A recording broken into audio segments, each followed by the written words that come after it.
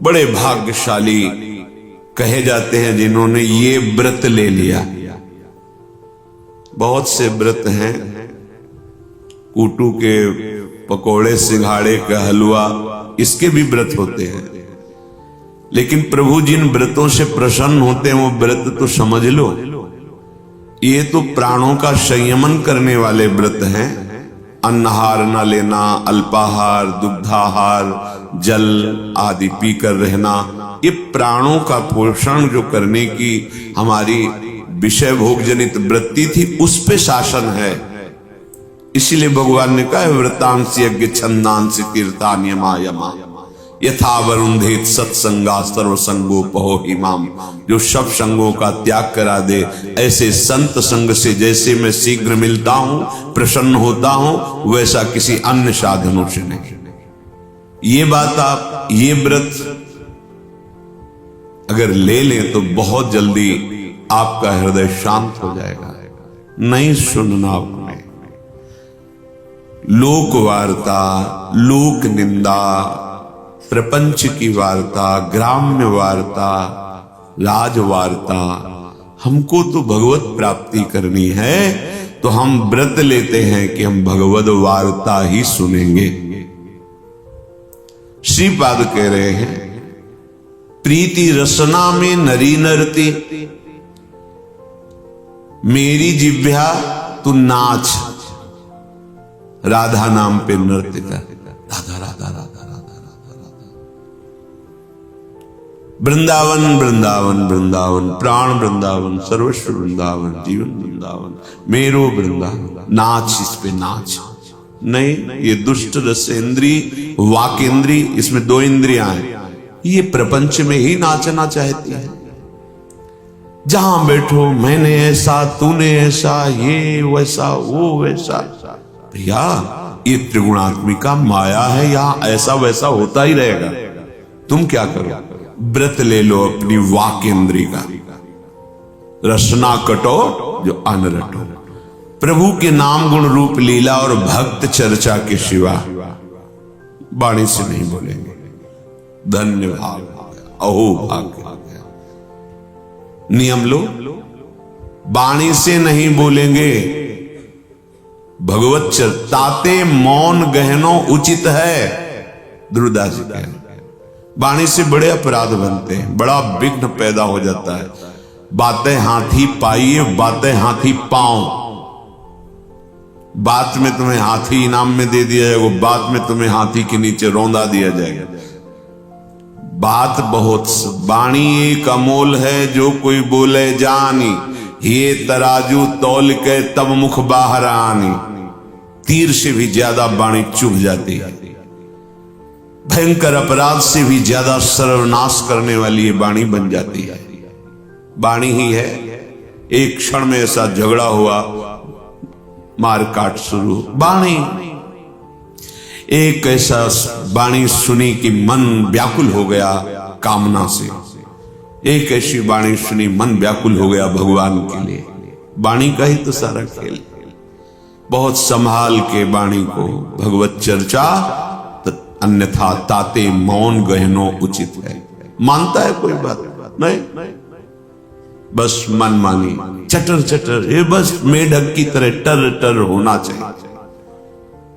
जे नहीं करही राम गुण गाना, जीह सुदादुर जीह समाना। जो जिह्वा भगवान के गुणगान के अलावा और कुछ बोलती है तो फिर उसे मेढक की जैसे टर टर कोई अर्थ नहीं है, ऐसे बोलता रहता है।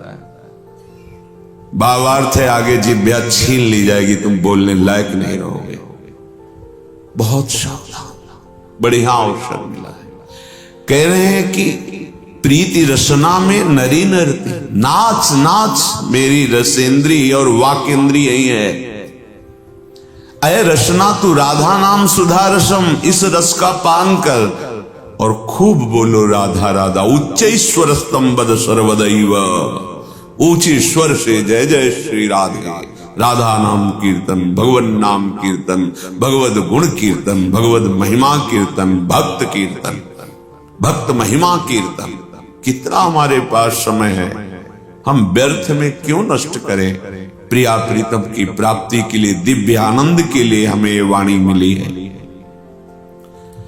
क्या भगवान शंकराचार्य जी कहते हैं, मनुष्यत्व प्राप्त होना, उसमें मुमुक्षत्व में संसार के माया जाल से थक गया हूं, मैं मुक्त होना चाहता हूं, और महापुरुषों का संग, ये तीन प्राप्त हो गए तो कह रहे हैं ये केवल भगवत कृपा से प्राप्त होते, तीनों केवल भगवत कृपा से। भगवत कृपा हुई, मनुष्य शरीर मिला, भगवत कृपा हुई, संसार से हटने की इच्छा हुई, भगवत कृपा हुई तो हटाने वाले सामर्थ्य युक्त भगवत प्रेमी महात्माओं का संग मिल गया। जब प्रभु द्रवित होते हैं, जिस पर करुणा की वर्षा करते हैं, उसे भगवत प्रेमी महात्माओं का संग दे देते हैं। लब्ध्वा कथंचिन नर जन्म दुर्लभम तत्रापि पुंस्त्वं श्रुति पार दर्शनम या स्वात्म मुक्तौ नयतेत मूढ़धी सा आत्मः स्वं विनिहंत सद्ग्रहात्। जिसे मनुष्य दुर्लभ देह प्राप्त हुई, जिसमें शुद्ध ज्ञान प्राप्त करने का पूर्ण सामर्थ्य विराजमान है, पुरुषार्थ करने की सामर्थ्य है। मूढ़ बुद्धि वो मनुष्य जो इस मनुष्य देह को प्राप्त करके ऐसे सामर्थ्यवान होकर, सामर्थ्य है, आप ज्ञान प्राप्त कर सकते हो, खूब भजन करके नारायण स्वरूप हो सकते हो, हरि स्वरूप हो सकते हो। वो अपने मुक्ति के लिए प्रयास नहीं करता, मोक्ष के लिए प्रयास नहीं करता। मोक्ष का तात्पर्य है ये निंदा स्तुति, जन्म मरण दुख सुख लाभ हानि, इन पराजय जय में समान भाव प्राप्त हो, वो मुक्त पुरुष ही है, उसे जीवन मुक्त कहते हैं। कोई द्वंद्व नहीं व्याप्ता जिसके हृदय में, कोई कामना नहीं। कितना अद्भुत आनंद। फिर इसे शांत रस हमारी भक्ति में लिया गया है, इस भाव को शांत रस कहते हैं। इसके आगे फिर प्रेम रस की बातें हैं, दास्य सख्य वात्सल्य कांता सहचरी आदि। जो मनुष्य शरीर प्राप्त करके पुरुषार्थ युक्त है, तो हम भजन कर सकते हैं, हम संसार से मुक्त हो सकते हैं। वो मुक्ति के लिए प्रयास नहीं करता तो निश्चय वो आत्महत्यारा है, उसको दंड मिलेगा। जैसे आप अपने शरीर को अभी नष्ट करना चाहें और हमारी सरकार को पता चल जाए तो आपको बंदी बनाकर आपको दंड दिया जाएगा, सजा दी जाएगी। आपका अधिकार शरीर को नष्ट करना नहीं है, सरकार, हमारी भारत सरकार आपको दंड दे देगी। आपको अपने शरीर नष्ट करने का अधिकार नहीं, शरीर का सदुपयोग कीजिए। मतलब शरीर पर आपका अधिकार केवल सत्कर्म करने के लिए, अगर असत्कर्म करोगे तो हमारी सरकार आप पर शासन करेगी।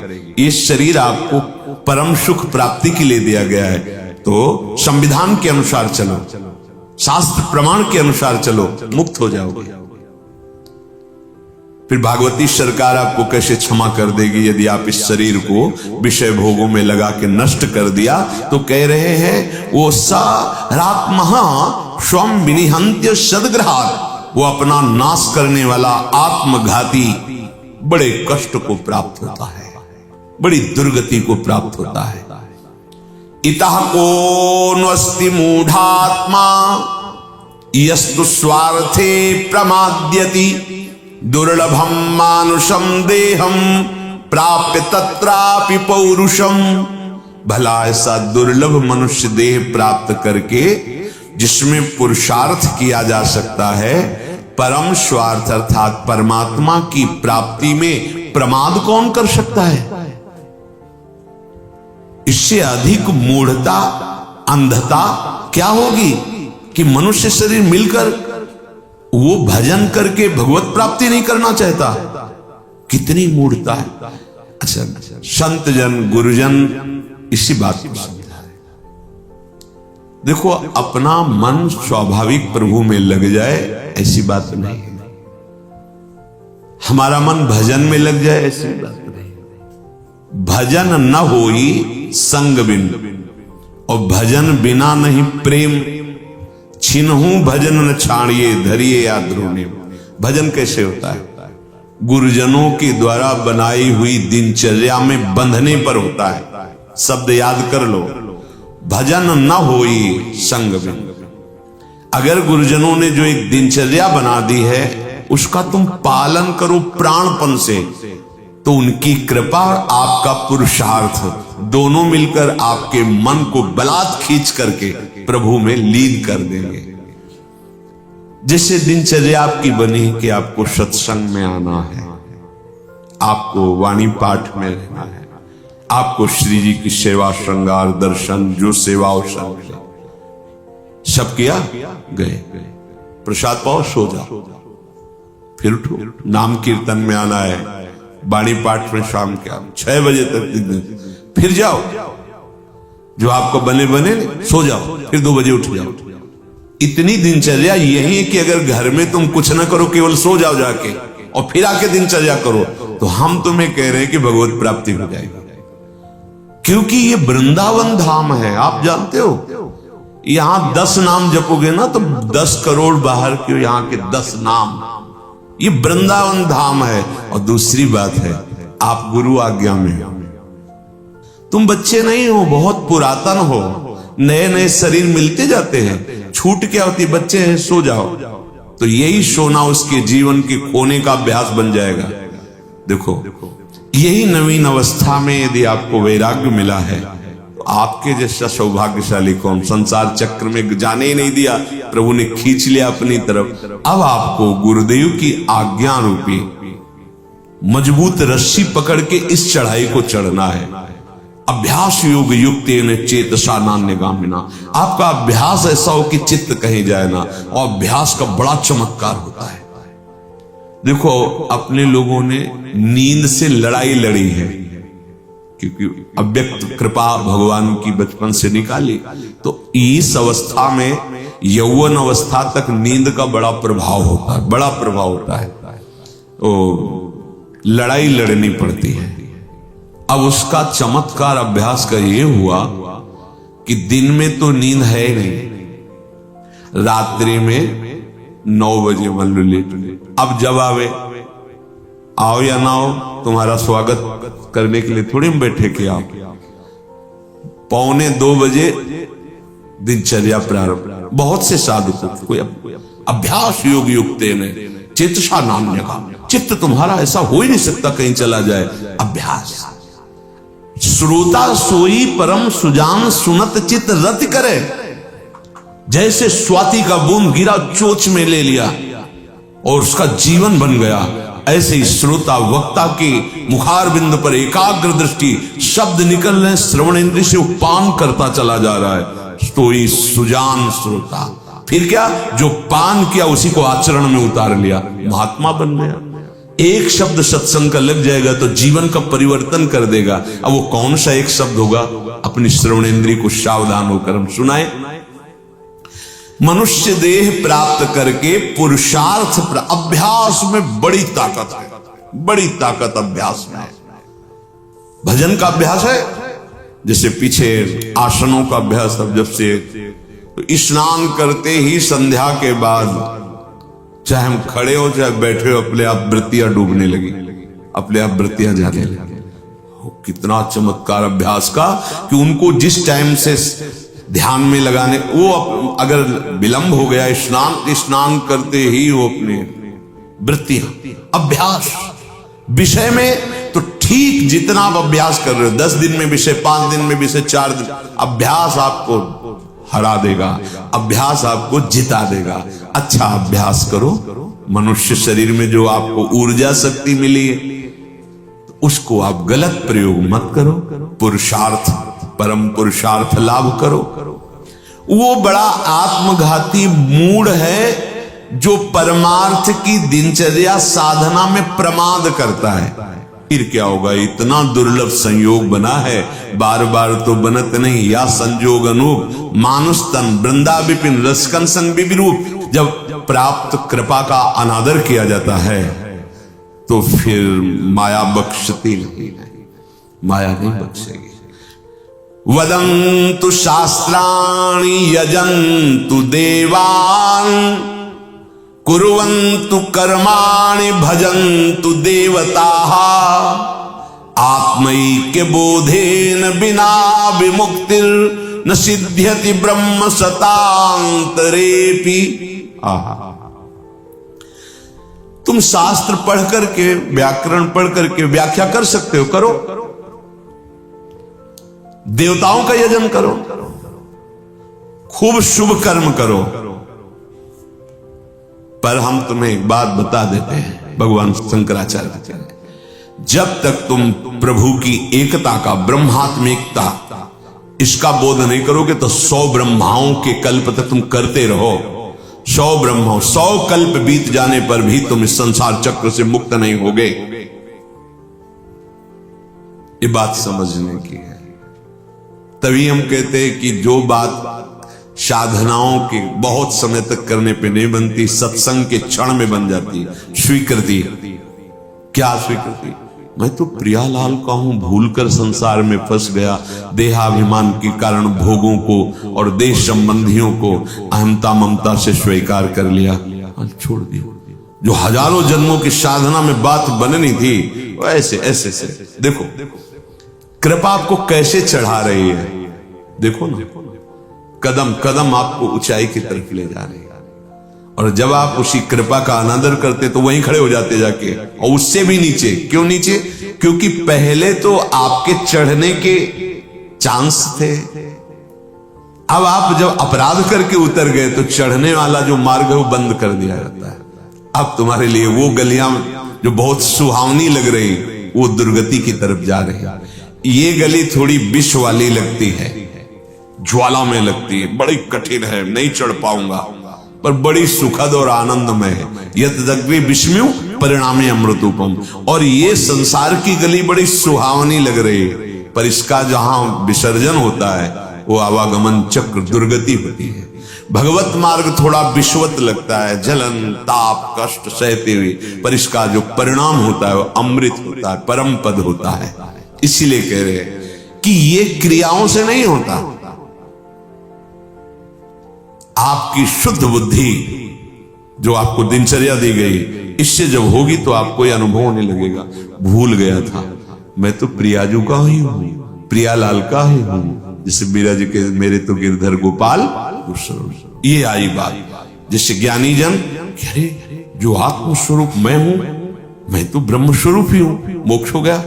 मैं प्रियाजू का हूं तो उसके आगे प्रेम में उतर गया, भेदभाव स्वीकार करके। ये चिदानंद भेद है, ये कोई मायाकृत भेद नहीं है। अभेद भेद, भेद से अभेद और अभेद से भेद, तब ये ऊंची प्रेम की जो रसमयी वृत्ति ये जागृत होती है। अमृतत्वस्य नाशास्ति वित्ते नेते वही श्रुति ब्रवीति कर्मणो मुक्तेर हेतुत्वम स्फुटम यतः। क्या तुम धन से परम पद खरीद सकते हो? तपस्या से, पुण्य से, देवताओं के यजन से? नहीं। देवताओं में सामर्थ्य नहीं तुम्हें मोक्ष पद प्रदान कर दे, स्वर्ग के वो सीमा तक है, बहुत समझो। क्या तुम धन से अमृत पद परम पद खरीद सकते हो? नहीं। तो फिर भगवत अनुराग में जो डूबे हुए संत जन हैं, जो ब्रह्मात्मिक बोध प्राप्त किए हुए महापुरुष हैं, उनसे वार्ता करो, उनसे चर्चा करो, उनकी जो सत्संग की बातें हैं उन पर विचार करो, बुद्धि प्रखर होने लगेगी। जैसे कोई भी लोहे को पत्थर में बार बार ऐसे रगड़ो तो उसमें तेज धार हो जाती है, फिर वो काटने में समर्थ हो जाता है। ऐसे हमारी बुद्धि कुंद हो गई है माया के भोगों का चिंतन करते करते। जब हम सत्संग के शब्दों का चिंतन करते हैं तो हमारी बुद्धि में तेज धार हो जाती है, वो काम क्रोध माया मोह के ऐसे काट के निकल जाती है, नहीं तो उसी में फंस जाती है, काटने की सामर्थ्य नहीं रहती है। इसलिए अतो विमुक्त्यै प्रयतेत विद्वान संन्यस्त बाह्यार्थ सुख स्पृहासन संतम महंतम समुपेत्य देशिकम तेनोपदिष्टार्थ समाहितात्मा। इसलिए बुद्धिमान पुरुष को चाहिए कि बात मान ले, शरीर के द्वारा भोगे जाने वाले भोग ये फंसाने वाले हैं, दुख देने वाले हैं, दुर्गति प्रदान करने वाले हैं।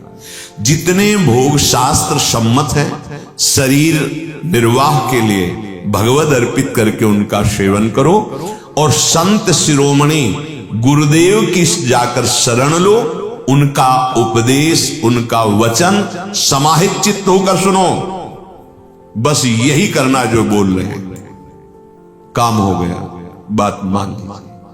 संतम महंतम समुपेत्य देशिकम तेनोपदिष्टार्थ समाहितात्मा। वो जो बोल रहे हैं तुम मान लो, बस हो जाएगा, उसी से हो जाएगा। विश्वास का मार्ग है। इन बाह्य भोगों में तुम्हें कभी भी सुख शांति नहीं मिलेगी, इसलिए सदगुरुदेव की शरण में जाओ और तेनोपदिष्टार्थ समाहितात्मा, बहुत शांत चित्त होकर उनकी बात सुनो, उसका मनन करो और उनकी आज्ञा। बड़े भाग्यशाली वो होते हैं जो आज्ञा में रहते। जैसे आपको दिनचर्या दे दी गई और आप उस दिनचर्या में बहुत काल तक कोई त्रुटि नहीं कर रहे, तो मेरी प्रिया जो देख रहे ना, भागम भाग भागम भाग, अब वो कृपा करके अपनी प्रेम वृत्ति प्रदान कर देगा। साधना से नहीं मिली, आपको श्रमित देखकर, आपको आज्ञा पालन देखकर, आपका समर्पण देखकर। सब सह रहा है, अपमान सह रहा है, कष्ट सह रहा है, पर वो अपनी दिनचर्या नहीं छोड़ रहा, रीझ गए। कई ऐसे प्रसंग आए हैं कि गुरु प्रदत्त सेवा के प्रभाव से भगवान उनकी सेवा में आ गए। जो दिनचर्या मिली उस पर बिल्कुल वो दिनचर्या देखकर हमारे आराध्य देव द्रवित हो जाते हैं। हमारी दिनचर्या में त्रुटि नहीं होनी चाहिए, पर हम देखते दिनचर्या का आदर नहीं। ऐसा नियम होना चाहिए कि आपका स्वास्थ्य खराब है, आप अगर चल सकते हैं तो हमें घसीट कर वहां तक जाना। देखो राधा बाबा को कुछ जानना बाकी नहीं रह गया था। ऋषिकेश में बहुत गांठों में गठिया बात, ऐसा चलने की सामर्थ्य नहीं थी। सत्संग हो रहा था रेत में, तो जो उनकी सेवा में थे कहा कि सत्संग तक पहुंचा दो। तो कुछ जन ऐसे भी सेवा में होते हैं जो एक श्रमित अपने को अनुभव कर लेते हैं, पर बड़े भाग्यशाली होते हैं जो सेवा में प्रतिक्षण उनको नवीन नवीन सुख मिलता है। तो उनका कि बाबा हमारी नहीं सामर्थ्य कि आपको उठा के ले जाए फिर सत्संग। तो उनका भाई सत्संग में तो हमें जाना ही है, तो तुम क्या समझते हो श्री कृष्ण में इतना अवसर नहीं देंगे कि हम सत्संग में जा सके। देखा ऐसे बांस एक पड़ा हुआ था, उठाया और बाबा उससे जहां सत्संग के शब्द सुनाई दे रहे थे वहां तक घसीट कर गए। तब लगा कि सत्संग का कितना महत्व है। बाबा स्वयं समस्त शास्त्रों के प्रवीण विद्वान और संन्यास निष्ठा के मूर्तिमान स्वरूप, त्याग निष्ठा के, और ऐसे महापुरुष सत्संग सुनने के लिए इतने, इसका मतलब सत्संग भगवत स्वरूप है। लेकिन अगर हमारी दिनचर्या में त्रुटि हो रही तो फिर जानते हो जलन होती है कि तुम अपने आप अपना पतन कर रहे हो, तुम्हें पता नहीं। तुम सोते सोते अनेक जन्म बीत गए, अभी फिर तुम्हारा नया शरीर मिला, तुम समझते हो बच्चा है, बच्चा नहीं हो। सावधान हो जाओ, तुम्हारा जीवन सिर्फ भगवत प्राप्ति के लिए श्री जी ने चयन किया है।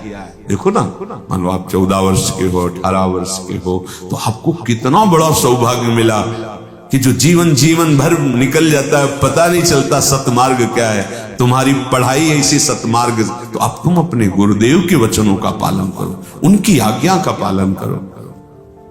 गुरुदेव की शरण में जाके तेनोपदिष्टार्थ समाहितात्मा, उनके उपदेश पर मातु बुद्धि रखो। वो क्या बोल रहे हैं? एक गुरुजी के शरीर बहुत दर्द कर रहा था, तो हाथ से पैर दबा रहे थे, तो कहा बेटा चढ़ जाओ शरीर पर, थोड़ा दर्द कम हो जाएगा, पैरों से दबा दो। अरे गुरुजी आपके ऊपर पैर? कभी नहीं, कभी नहीं, ऐसा हो ही नहीं सकता। अरे बोले बेटा जबान पे लात मार दी, शरीर पे चढ़ना क्या बात था, वो तो सेवा थी। समझना, उद्धरेदात्मनात्मानम मग्नम संसार वारिधौ योगारूढ़त्वमासाद्य सम्यक दर्शन निष्ठया। निरंतर सत्य वस्तु का चिंतन करो। आत्मा के सिवा और कोई सत्य वस्तु नहीं है। उसे ही आत्मा कहते हैं, उसे ही योगी जन परमात्मा कहते हैं, उसे ही भक्त जन भगवान कहते हैं, प्रेमी जन लाडले युगल सरकार। वही, दूसरा नहीं, एक ही। उस सत्य वस्तु का चिंतन करो। संसार समुद्र में डूब रहे हो, अपने आप से अपना उद्धार कर लो। कैसे अपने आप से? पकड़ा हाथ। अब आप हाथ ना पकड़ाओ तो आप ही डूबोगे ना, और हाथ पकड़ा दिया तो आपने अपना उद्धार कर लिया ना। पर बिना निकले हुए पुरुष के हाथ पकड़ाए निकल नहीं सकते, क्योंकि ये धारा नहीं, ये भंवर है। भंवर, धारा तो तैर कर निकल भी सकते हो, लेकिन भंवर में फंस गई नैया तो फिर पार करने वाला कोई सामर्थ्यवान ही होता है, नहीं तो डूब गई नैया। और हम भंवर में बहुत बुरा, भंवर का समझते हो घूमना, वही जनेन्द्रिय के भोग, रसेंद्रिय के भोग, नेत्रेंद्रिय, बार बार घूम घूम के करोड़ों बार वही हम राउंड लगा रहे हैं, निकल ही नहीं पा रहे। गुरुदेव के मिला हाथ, पता नहीं, अब वो बस फंसा भंवर में और देखना चाहता है वो। नहीं, पहले हाथ पकड़ा, झटके में बाहर आ, फिर बातचीत करके देख लेना। समझ, पहले तो निकल। क्या निकलना है? आज्ञा वचनम करिष्ये। ये नहीं करना, नहीं करना, ये करना, यस करना है, बस इतना ही परमार्थ है। वचनम करिष्ये, हाँ हाँ, जी हाँ, जी हाँ, कृतो हम, बिका हुआ दास, जी हाँ। परमार्थ आगे बढ़ गया। जहां अपनी बुद्धि हम लगाना प्रारंभ करते हैं, वहां हमारी बुद्धि जो निर्णय करती है, या हम ऐसे अपने समान जनों से सलाह लेते हैं तो मायाकृत सलाह होती है, फंसा देती है। इसलिए कह रहे हैं, उद्धरे दात्मनात्मानम मग्नम संसार वारिधो योगारूढ़त्व आसाध्य। जो योग में आरूढ़ महापुरुष हैं, उनके अनुसार चलने पर तुम योग आरूढ़ हो जाओगे और संसार